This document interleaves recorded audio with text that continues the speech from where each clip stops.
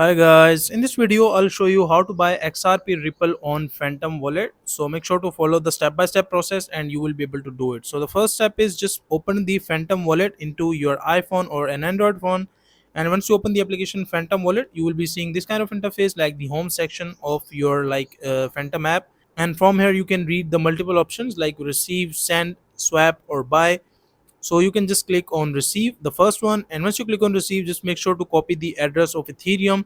As you can see, like the copy the address, or you can just directly copy it from here as well. Just click on copy and it will be copied to your keyboard. And once you copy the address of Ethereum, what you can do is just go back and open your Binance application.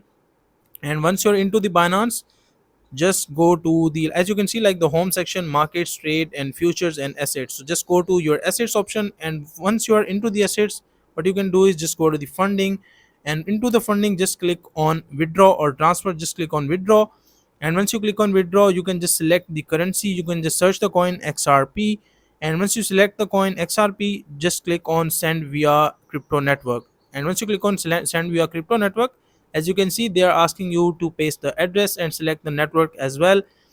So just click on the address and paste the address that you copied from your the Phantom wallet, and you can just select the network as well.